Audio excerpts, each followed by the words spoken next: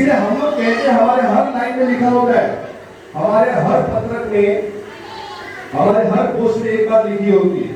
क्या लिखी होती है? सम्राट अशोक का राज्य होता तो ये देश गुलाम नहीं होता। यस। सम्राट अशोक का इस देश में राज्य होता तो ये देश कभी गुलाम नहीं होता। हमें हम बार बार बताते हैं और ये चीज लोग हमसे छुपाते हैं। तो दोस्तों, अपने बच्चों को अभी से बता दीजिए, कान में डाल दीजिए उनके बचपन से ही, मौर्य यानी शौर्य। समानार्थी शब्द बता दीजिए उनको। मौर्य का समानार्थी शब्द शौर्य है। शौर्य का मतलब है बलिदान, त्याग। और ये त्याग आपके हमारे पूर्वजों ने किया है। हमारी संस्कृति सिंधु संस्कृति, नाग संस्कृति, द्रविड़ संस्कृति, उसी के वाहक है मौर्य हम लोग जो भी है। और ये आपको डायरेक्ट हो भाई, आपको इनडायरेक्ट है। आपको तो नाम में मौर्य लगा हुआ है, विश्वास है, डायरेक्ट लगा हुआ है। आपको तो गर्व के साथ आगे बढ़ना चाहिए। क्या जरूरत है करने की? अभी हमारे जयसवाल भाई ने 10,000 लोगों को एक साथ में लेकर बैंड्रा में एक बहुत बड़ा परिवर्तन किया। कि आप भाई जी, तो ये परिवर्तन का दौर आ गया है और इसमें हम सबको मिलकर काम करना पड़ेगा। और मैं सुनील भाई से कहूँगा, अभी हम जस्ट इससे पहले और कार्यक्रम करके आए हैं। एक बिहार, ये बगल में बिहार है, वहाँ जाकर आए हैं। हमने उनसे कहा है कि हमें अलग अलग ग्रुप में काम करने की जरूरत नहीं। अगर हमारी विचारधारा एक ही है, हमारा राष्ट्रीय पुरुष एक है, तो हम अलग अलग क्यों काम करें? ये इसकी हमें लाज रखनी है। ये जो आपने हमें दिया है, ये बहुत बड़ी चीज है। ये बुद्ध का प्रतीक है और बुद्ध को दुनिया में फैलाने का काम सम्राट अशोक ने किया है। अभी भी कहता हूँ दोस्तों, बहुत गंभीरता से कहता हूँ, सम्राट अशोक के 84,000 शिलालेख, 84,000 जो स्तूप नहीं होते तो पता नहीं चलता। एक अंतिम बात बता के मैं फिनिश करूंगा कि तुगलक जो शासक था दिल्ली में, उसे एक स्तंभ मिला था, स्तंभ तुगलक को। उस स्तंभ में लिखा हुआ था, किसी को पता नहीं था। तो तुगलक जो शासक था दिल्ली का, वो स्तंभ को मेरठ से लेकर आया दिल्ली में। और कैसे लेकर आया? 40 पहिए की गाड़ी कर, हालांकि 40 पहिए की, उसमें दुनिया का सबसे बेहतरीन रुई लगाकर उसको स्तंभ लाकर वो मेरठ से लेकर आए दिल्ली में जो स्तंभ लगा हुआ है। और लगाने के बाद वो देखकर परेशान हो गया कि इतना चिकना पत्थर, इतनी शुद्ध लिखाई, ये किसकी है? ये इसके निर्माता कौन है? ये कौन सा टेक्नोलॉजी है? ये कौन सा साइंस है जिसकी चिकनाई, जिसकी चमक अभी भी कम नहीं होगी इतने साल के बाद? तो उन्होंने एक देश का आदेश किया कि भाई इसको जानने वाला कोई हो तो आ जाए। तो हमारे बहुत से जानकार उसमें वाराणसी से आए, बोले कि ये युधिष्ठिर की कला है, कोई बोले भीम की कला है। तो 16वीं शताब्दी तक भारत में एक भी व्यक्ति नहीं था जो सम्राट अशोक ने उससे क्या लिखा है पढ़ने वाला, जानने वाला, समझने वाला। तो हमें पता कैसे चला ये सम्राट अशोक का है, ये सम्राट अशोक का स्तंभ है? पता कैसे चला? भारत में एक भी व्यक्ति नहीं था क्योंकि हमें शिक्षा का अधिकार नहीं दिया, संपत्ति का नहीं दिया, किसी ने नहीं दिया। तुम्हें पता ही नहीं चलेगी क्या लिखा है। आप यकीन नहीं मारेंगे, किसी को पता नहीं था कि स्तंभ किसका है। तुगलक का 16वीं शताब्दी में पता नहीं था कि अशोक का है। 1815 में एक शिलालेख मिला और उस शिलालेख से पता चला कि अशोक नाम का कोई था। पहले तो प्रियदर्शी नहीं चलता था, प्रियदर्शी, क्योंकि पहले के शिलालेख में अपने आप का नाम प्रियदर्शी लिखा है, अशोक का नहीं लिखा। अंतिम जो एक शिलालेख मिला, उस शिलालेख में लिखा था अशोक का। पता चला कि अशोक नाम का कोई सम्राट इस दुनिया में होकर गया। फिर रिसर्च हुआ और उस भाषा को पढ़ा गया। अच्छा, उसको पढ़ा किसने? कोई भारतीय था। जो प्राकृत भाषा जो थी, पाली भाषा, उसको पढ़ा किसने?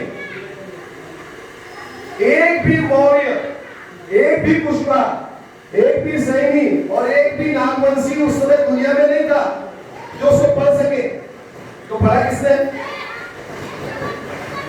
जॉन प्रिंसेप नाम के अंग्रेज ने पढ़ा, तब पता चला कि अशोक की लिपि है। मतलब इतनी दूरदर्शिता थी हमारी। लेकिन दोस्तों, हमें अंग्रेजों का कुछ हद तक शुक्रगुजार रहना चाहिए कि नालंदा जो एजेंडा एलोरा ये उन्होंने ढूंढ के निकाला है, हमारे किसी आदमी ने ढूंढ के नहीं निकाला नहीं है। तो कहने का तात्पर्य यह है कि अभी हमें इस जयंती पर एक प्रण लेना पड़ेगा। एक तो प्रण ये बहुत सिंपल सा प्रण है, अपने बच्चों को लेकर बताइएगा कि अशोक कौन है, सम्राट अशोक कौन है। और ऊपर से, नीचे से नहीं, चंद्रगुप्त मौर्य दादाजी से बताना पड़ेगा कि बृहद्रथ तक पूरा श्रृंखला कौन है 10 लोगों की, उन्हें कुछ नहीं। ये अभी जो उनकी स्लेट जो है पार्टी पूरी खाली है, अभी से चुनवानी चाहिए। जिस तरह से सम्राट अशोक ने पत्थरों पर चुनवाया, अब उनके दिमाग में चुनवाइए, एकदम बारीक बारीक अक्षर चुनवाइए, बताइए उन्हें कि सम्राट अशोक कौन है। क्योंकि हम घूमते हैं, बच्चों के बीच में जाते हैं, मुझे तो बच्चों से बड़ा लगाव है, हम बच्चों के लिए ही काम करते हैं। बड़ी विडंबना कहिए, समझ में नहीं आता। एक बच्चे ने चित्र बनाया सर लास्ट वीक में, बहुत सुंदर चित्र बनाया, नीचे लिखा है सम्राट अशोक। यकीन मानिए वो चित्र था अकबर जी का, सम्राट अशोक अकबर का चित्र बनाया। किसका? अकबर का। सम्राट इज्जत करते हैं हम उनकी, सम्राट ने चित्र बनाया अकबर का। नीचे क्या लिखा है? सम्राट अशोक 6वीं का विद्यार्थी, 6वीं का। माँ बाप को बुलाया हमने, 6 साल का, 6वीं में पढ़ने वाला विद्यार्थी जो 11-12 साल का है, उसे सम्राट अशोक आपने बताया नहीं अभी तक? नहीं, क्या अभी जरूरत नहीं पड़ी, जरूरत नहीं पड़ी, आवश्यकता नहीं है कि सम्राट अशोक की। ये देश जिसका बना हुआ है उसकी आवश्यकता नहीं है। आइए सर से पूछो, बड़ा मुश्किल होता है लोगों के पास जाना। इसीलिए हमने क्या किया, लोगों के हाथ में चित्र थमा दे दिया, सम्राट अशोक अब बना। तो जमीनी तौर पे किसी ने बनाया, बहुत अच्छा बनाया, बहुत सुंदर बनाया चित्र जिस किसी ने बनाया। अभी हम लोग क्या कर रहे हैं, जो बच्चे अच्छा चित्र बनाते हैं आप लोगों में से, अभी उनका राष्ट्रीय स्तर पर एक सम्मेलन हम ले रहे हैं बच्चों का, विद्यार्थियों का। और उसको हम लोग, उसमें से जिसके चित्र अच्छे बनेंगे उसे हम जे आर्ट्स में डायरेक्ट एडमिशन देंगे। जे आर्ट्स एक संस्था है जो भारत की सबसे बड़ी संस्था है, जहाँ पर चित्रकला सिखाई जाती है। तो वहाँ पर उन्हें, अगर आपके कोई बच्चे अच्छे चित्र निकालते तो हम खर्चा लेंगे, हमारी संस्था वहाँ पर उनको पढ़ाएंगे।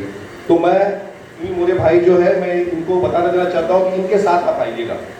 ये 1 मैन आर्मी है और इन्होंने देखा हमारा प्रोग्राम मैराथन का, 500 बच्चों को दौड़ाया था हमने सम्राट अशोक के नाम से। पता भी नहीं, आदिवासी बच्चे जिनको कुछ भी पता नहीं, तो ये आए, खुद देखे उन्होंने, मैं उनको आमंत्रित किया था। और साथ में सर आइए, हमारे बैजनाथ मौर्य सर जी है, मैं इनका भी बहुत शुक्रगुजार हूँ कि हमारे पास आया, कुछ नई संकल्पना लेके आए।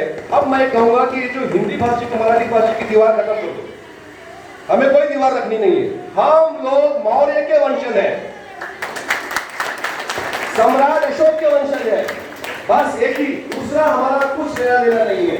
हम एक ही वंशज है और मिलकर काम करेंगे तब ऐसा लगता है कि लड़ाई जो है आसानी से हम लोग जीत पाएंगे। मैं बहुत शुक्रगुजार हूँ, मुझे यहाँ मौका दिया और आपके सामने एक्सप्रेस करने का मौका दिया। सभी संस्था का, सुनील भाई का और सभी करवाने का, कुछ गलती हो गई रहेगी तो क्षमा कीजिएगा। धन्यवाद। हेलो, बहुत बहुत धन्यवाद। हम लोग के बीच में उत्तर मुंबई जिला के उपाध्यक्ष श्री सुनील शिंदे जी यहाँ पर उपस्थित हैं, भारतीय जनता पार्टी के जिलाध्यक्ष हैं। सर यहाँ पर पधारे, हम इनका बहुत अभिनंदन और हार्दिक स्वागत करते हैं। इनके श्री सुनील शिंदे जी की वजह से और हमारे वहाँ के श्री सुंदर प्रजापति जी की वजह से यह हार हम लोग को फ्री में मिला है, हमारे समाज को फ्री में मिला है। इसका हम बहुत हार्दिक स्वागत करते हैं। श्री सुनील शिंदे जी, अभी वहाँ के अध्यक्ष श्री सुंदर प्रजापति जी को मैं निवेदन करता हूँ, क्या मंच है उनका, स्वागत करिए। सुनील मौर्य।